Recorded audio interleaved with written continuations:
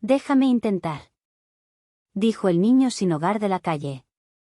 La hija del cirujano, que nunca caminó, dio su primer paso, y el mundo entero se detuvo. Prepárate para llorar, esta historia de vida cambiará tu visión sobre los milagros. No gano nada. Solo me gusta ayudarla porque cuando sonríe me recuerda a mi hermanita y cuando logra caminar siento que mi mamá está orgullosa de mí. ¿Tú, mamá? Mi mamá partió hace unos meses. Siempre me decía que ayudara a los demás cuando pudiera. Ayudar a Mariana es una forma de seguir haciendo lo que ella me enseñó. Sofía sintió el corazón apretarse.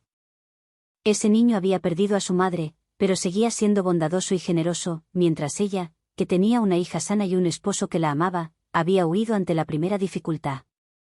Mateo, ¿no me tienes rencor? ¿Por qué? Por haber abandonado a Mariana, por irme cuando más me necesitaba. Mateo se quedó pensativo. No, señora Sofía. Yo no la juzgo. Mi mamá siempre decía que cada persona carga su propia mochila.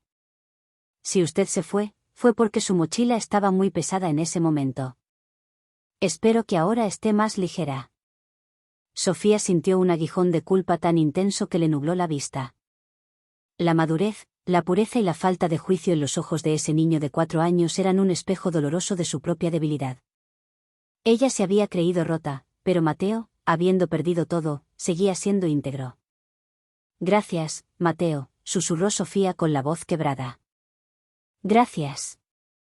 Esa conversación no resolvió nada legalmente, pero cambió algo dentro de Sofía.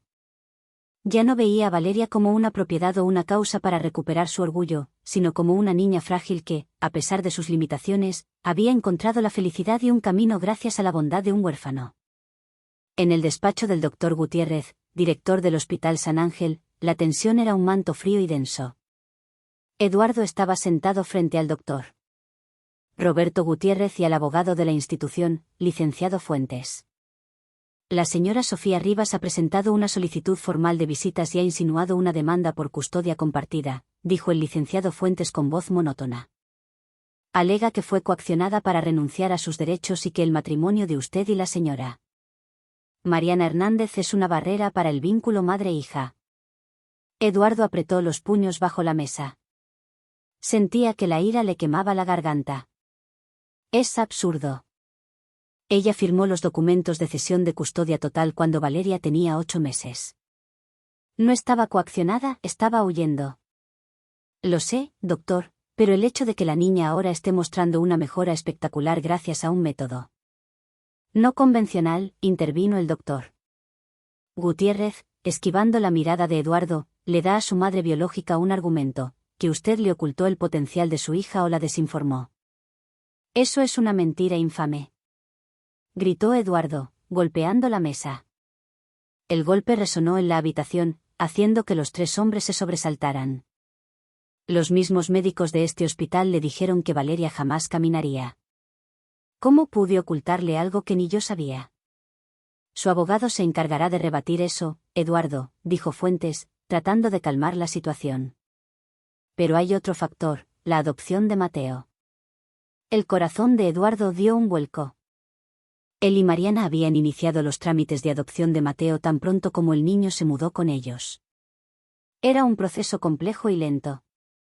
Sofía alega que usted usó indebidamente los recursos del hospital para obtener un beneficio personal, la adopción de un niño con conocimientos que salvaron a Valeria. Es la acusación más baja que he escuchado. Adoptamos a Mateo porque lo amamos, porque es un ser extraordinario. Salvar a Valeria fue un acto de generosidad que él nos dio, no una transacción. Debemos ser prudentes, doctor.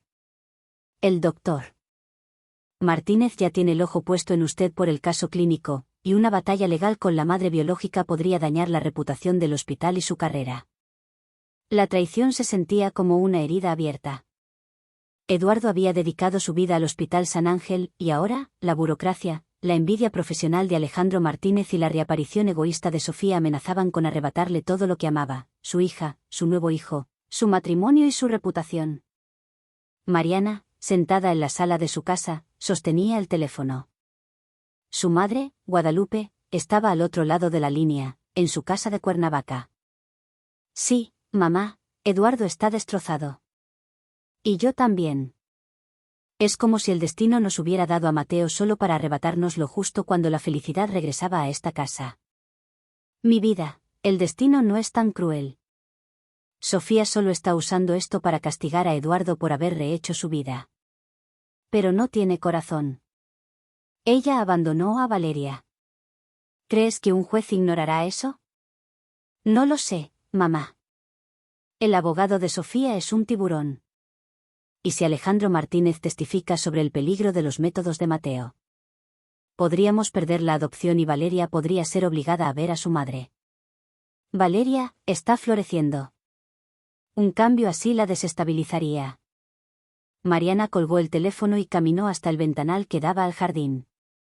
El sol de la tarde filtraba una luz dorada que acariciaba las flores. Vio a Mateo y a Valeria jugando cerca de la vieja fuente. Valeria ya no usaba la silla de ruedas dentro de la casa, caminaba torpemente, agarrándose a los muebles o a Mateo, pero caminaba. Mateo estaba arrodillado frente a Valeria, sosteniendo 2 flores de jazmín. Mira, princesa, le decía Mateo con su voz suave. Estas flores tienen un olor dulce, como el de mi mamá. Cierra los ojos y huele. Valeria cerró los ojos y aspiró profundamente, soltando una risita. Era una escena de pura, simple felicidad. Mariana sintió que las lágrimas le quemaban los ojos. Nadie tenía derecho a romper esa paz. En ese momento, Eduardo entró en la sala, con el rostro sombrío. Hay un problema más, Mariana. Y es grande. Mariana se volvió, el corazón latiéndole desbocado contra las costillas. ¿Qué pasa, mi amor? ¿Es Alejandro? Peor. Hoy recibí una llamada del Hospital Universitario de Monterrey. Están revisando los archivos de Carmen Flores, la madre de Mateo. Parece ser que ella nunca terminó la carrera de enfermería, la abandonó en el 3er semestre. Y peor aún, la despidieron antes de enfermar por un pequeño fraude con medicinas. El aire se congeló en la sala. El silencio solo era interrumpido por las risitas de Valeria y Mateo en el jardín. ¿Un fraude? Pero... ¿cómo? Ella le enseñó todo a Mateo. Era la alumna del Dr. Wong. Sí. Era su alumna más prometedora, según el jefe de enfermería. Pero en 2022, descubrieron que estaba desviando ciertos analgésicos para automedicarse. La adicción. Nadie lo supo, porque ella dimitió justo antes de que se hiciera público. El Hospital San Ángel no puede tener un niño con un historial familiar así, por muy brillante que sea. Y Sofía lo usará. Alejandro Martínez ya ha pedido los archivos. El suelo se abrió bajo los pies de Mariana. No era justo. Carmen Flores, en su desesperación, había cometido errores, pero había redimido esos errores transmitiendo un don a su hijo. Ahora ese error amenazaba con destrozar la vida que tanto les había costado construir.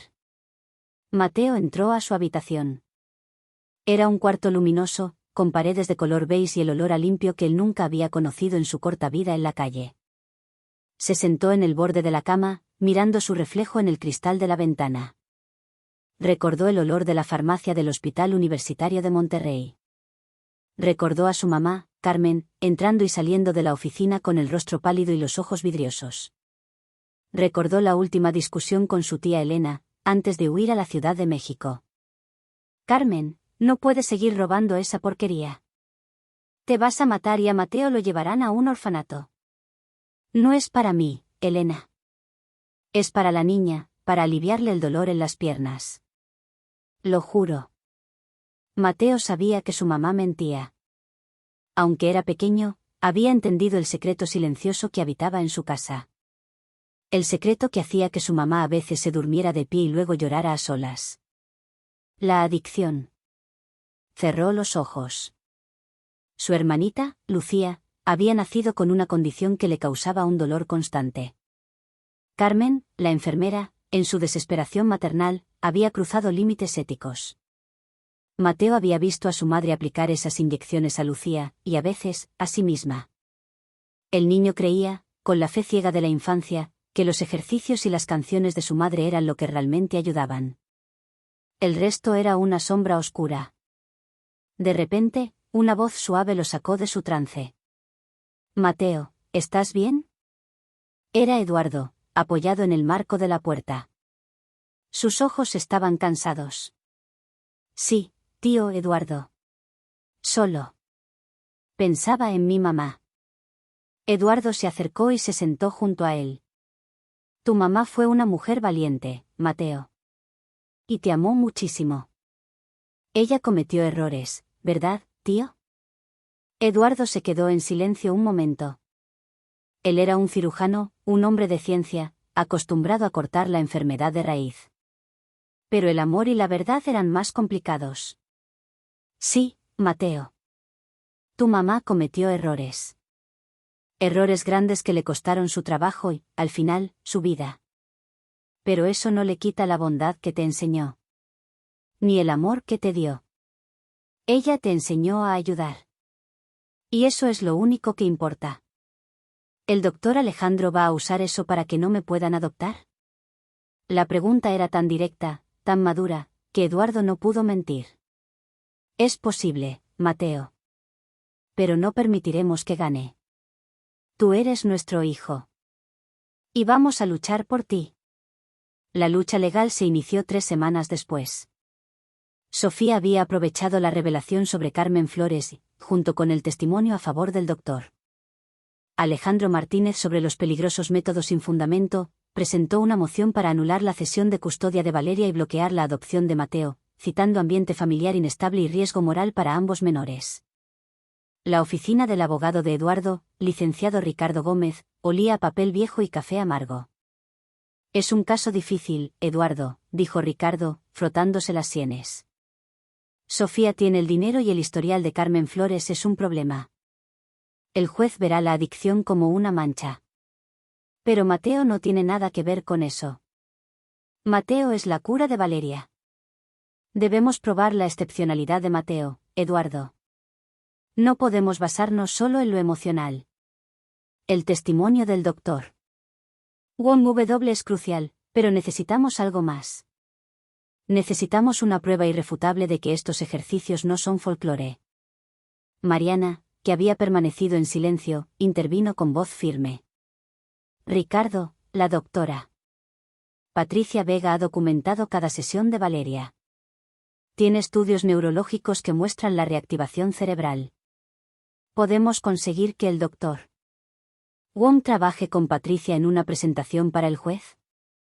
Si logramos convencer al doctor Wong, sí. Pero la batalla por Mateo es la más delicada. Sofía está usando la adicción de su madre para pintarlo como un niño con futuro problemático». Eduardo se levantó y miró por la ventana. La Ciudad de México se extendía como un mar de cemento y ambición. Mateo es un niño noble que sobrevivió a la calle y nos enseñó a amar de nuevo. No vamos a perderlo. El día de la audiencia preliminar, el ambiente en los juzgados era pesado y frío, muy diferente a la luz cálida del jardín de su casa. Sofía Rivas entró a la sala con un traje sastre inmaculado y una expresión de fría determinación. Evitó la mirada de Eduardo y Mariana. La jueza, una mujer de mediana edad de rostro severo, leyó el historial. Cuando llegó al punto de la adicción de Carmen Flores y el testimonio del doctor Martínez, la atmósfera se cargó. El doctor Alejandro Martínez subió al estrado. Los métodos aplicados por el menor, Mateo Flores, carecen de base científica aprobada por la comunidad médica.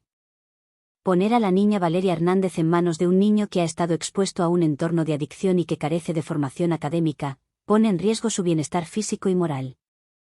Eduardo sintió náuseas. Las palabras de Alejandro eran veneno puro, llenas de prejuicio y resentimiento. Cuando fue el turno de la defensa, el licenciado Gómez llamó a declarar a la doctora Patricia Vega. Patricia, elegante pero sencilla, habló con la autoridad que le daban sus años de experiencia en neuropsiquiatría. Los exámenes neurológicos de Valeria Hernández muestran una neuroplasticidad inaudita. Mateo no es un terapeuta al uso, es un catalizador neurosensorial. Sus técnicas, basadas en la reflexología y la estimulación musical, activaron áreas del cerebro que la medicina convencional había dado por perdidas. Y en cuanto a su entorno familiar, Mateo ha demostrado ser un niño excepcionalmente maduro, cariñoso y estable que ha aportado más a la familia Hernández de lo que cualquier otro podría haberlo hecho. La defensa presentó entonces un vídeo grabado por el Dr. Wong W en el que validaba las técnicas de Mateo y su capacidad innata. Sofía, visiblemente molesta, se levantó y le susurró algo a su abogado. Su abogado pidió interrogar a Eduardo. Doctor Hernández, ¿es cierto que usted usó su influencia en el hospital para obtener la custodia temporal de un niño de la calle inmediatamente después de que él lograra resultados con su hija? ¿Fue esto un intercambio, doctor?, preguntó el abogado con una sonrisa de suficiencia. Eduardo mantuvo la calma, recordando las palabras de Mateo sobre la honestidad. No, señor. Fue un acto de humanidad y amor. No podíamos dejar a un niño de 4 años, que acababa de salvar la vida de mi hija, solo en la calle. Lo trajimos a casa porque lo amamos, no porque fuera una herramienta para la recuperación de Valeria. La vida de mi hija es una prueba de que Mateo es una bendición, no un riesgo. La jueza golpeó el mazo.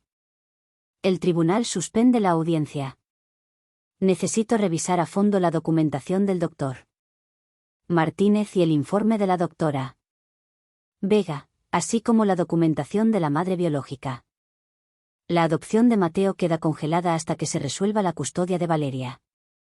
El pasillo del juzgado se sintió como un campo de batalla. Sofía caminó hacia Eduardo y Mariana. No van a ganar, Eduardo. Me quitaste mi lugar, mi vida. Ahora voy a quitarte la tuya. Mariana, que rara vez perdía los estribos, se interpuso entre Sofía y Eduardo. Tu lugar lo perdiste cuando te fuiste, Sofía. Y la vida de Eduardo la construyó con amor, no con envidia. No permitiremos que tu resentimiento destruya la felicidad de 2 niños inocentes. De vuelta en casa, esa noche, la cena fue silenciosa. Mateo sentía la tensión, aunque nadie le había explicado la naturaleza de la audiencia. Tía Mariana, ¿por qué el señor feo del hospital no quiere que yo esté con Valeria? Mariana sonrió con tristeza. El doctor Martínez. No entiende muchas cosas, mi amor. Es una persona que solo cree en lo que puede ver en los libros. Y tú, Mateo, eres un milagro que no está en los libros. Eduardo se acercó y abrazó a ambos. Mañana haremos algo diferente. Nos iremos de la ciudad por un día. Necesitamos aire. A la mañana siguiente, la familia tomó el coche en dirección a Querétaro, lejos del ambiente opresivo de la Ciudad de México y la amenaza de los juzgados. Querétaro, con su arquitectura colonial y su ritmo de vida más pausado, fue un respiro. Llegaron a un parque antiguo lleno de árboles centenarios. Valeria, sostenida de la mano de Mateo, daba pequeños pasos sobre el césped. Mira, Mateo. ¿Pasto? Sí, princesa. El pasto es suave. Vamos a caminar sobre el pasto. Eduardo observó a su hija. Había un destello de luz y esperanza en su vida, y ese destello se llamaba Mateo. Cerró los ojos y se permitió un monólogo interno. Dios, ¿por qué siempre la felicidad tiene que venir con un precio tan alto? Perdí a Sofía por su propia debilidad, pero gané a Mariana. Tuve la desesperación de Valeria, pero gané la esperanza con Mateo. Ahora, el precio es la reputación de mi esposa y la seguridad de mi hijo. No, no puedo perderlos. Esa tarde, recibieron una llamada de Guadalupe. Eduardo, tienes que volver. Recibí una llamada de Monterrey. Parece ser que una de las tías de Mateo, la hermana de Carmen, quiere presentarse ante el juez de la Ciudad de México. Dice que tiene información crucial sobre la verdadera razón por la que Carmen dejó Monterrey. La noticia fue un torbellino. No sabían si la tía Elena de Mateo sería una aliada o una nueva amenaza. ¿Confirmaría la adicción de Carmen o revelaría una verdad que Eduardo y Mariana desconocían? ¿Cómo se llama, Guadalupe? Elena Flores. Dijo que viene por Mateo. El regreso a Ciudad de México fue en silencio. La esperanza se mezclaba con el terror.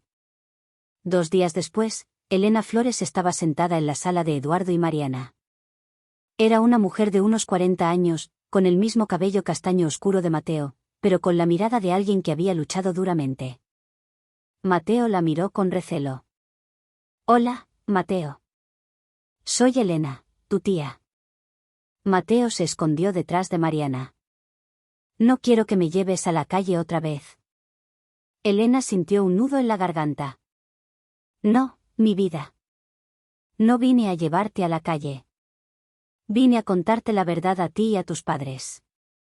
Elena explicó que ella siempre había estado en desacuerdo con Carmen por la adicción. Pero que Carmen, antes de morir, le había revelado un secreto devastador. Carmen no era solo adicta a los analgésicos. Ella estaba muriendo de un cáncer de páncreas muy agresivo. Desvió las medicinas no solo por su dolor, sino para la pequeña Lucía, su hermanita de Mateo. Lucía no murió por su enfermedad. Murió porque Carmen, en un intento desesperado por aliviar su dolor, le dio una dosis demasiado alta. Carmen nunca se lo perdonó. El silencio que siguió a la revelación fue sepulcral. Eduardo, el fraude de Carmen no fue por egoísmo. Fue el resultado de una madre que se estaba muriendo y quería desesperadamente salvar a su hija del dolor.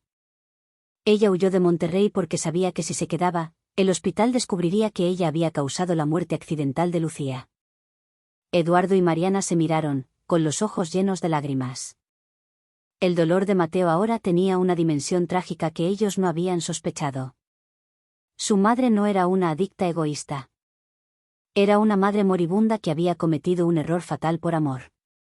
¿Y por qué vino ahora, Elena?, preguntó Mariana con voz temblorosa. Vengo a testificar en la audiencia de custodia. Voy a decirle a la jueza la verdad, que Carmen fue una víctima de su propia enfermedad y que ella, antes de morir, me pidió que cuidara de Mateo si él se perdía. Y voy a decir que Eduardo y Mariana son la mejor familia que Mateo podría tener. No quiero que Sofía use el dolor de mi hermana para hacer daño a Mateo. La audiencia final de custodia de Valeria y la adopción de Mateo se celebró una semana después. El doctor Alejandro Martínez subió al estrado, repitiendo sus argumentos sobre el riesgo. Pero Elena Flores lo desarmó.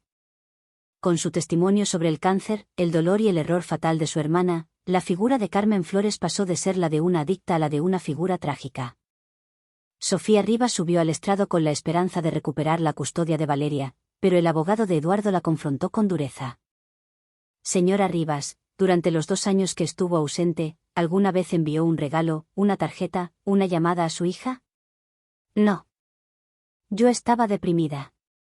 ¿Y considera que una madre que abandona a su hija en la enfermedad y regresa solo cuando la niña ha empezado a caminar gracias a la bondad de un huérfano, merece recuperar la custodia total? Sofía se derrumbó.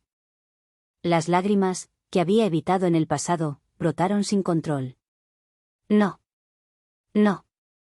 Yo solo quiero que me perdonen. En ese momento, Valeria, que estaba sentada con Guadalupe en la primera fila, se levantó de su asiento y caminó torpemente hasta la mesa de su padre. «Papá», balbuceó Valeria, extendiendo sus bracitos. Eduardo la abrazó, mientras la jueza observaba la escena en silencio. La niña luego se volteó hacia Sofía. «Tía, ¿estás triste?». Sofía no pudo responder.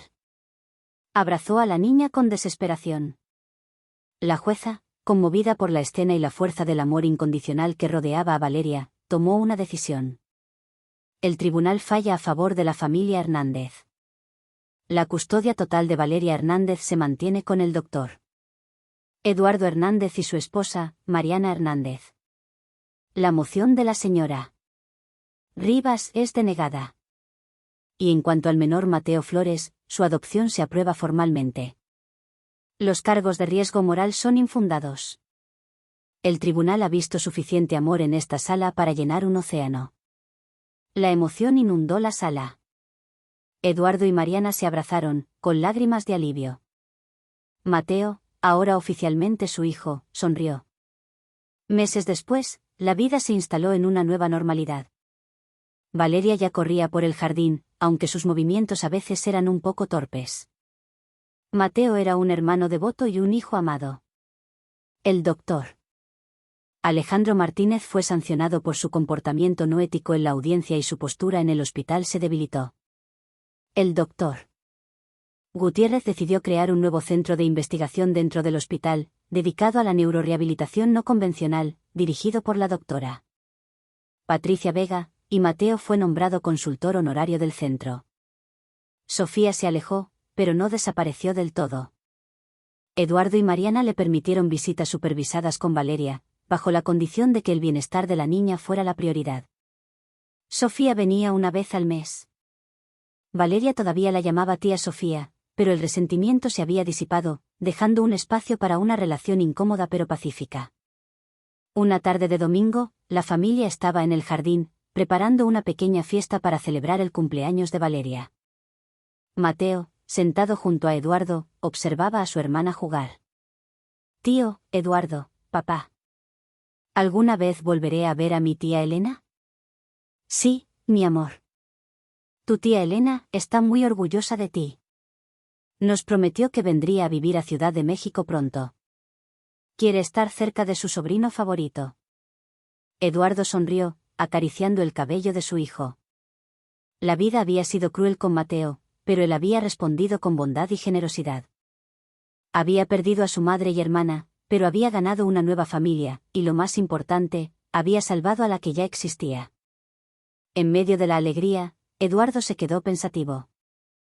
Había una caja de cartón sin abrir en el ático de la casa, que contenía las pocas pertenencias de Carmen Flores.